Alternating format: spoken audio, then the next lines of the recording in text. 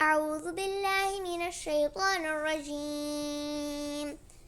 بسم الله الرحمن الرحيم. ألم تر كيف فعل ربك بأصحاب الفيل؟ ألم يجعل كيدهم في تضليل وأرسل عليهم طيرا أبابيل ترميهم بحجارة من سجيل فجعلهم كعصف مأكول.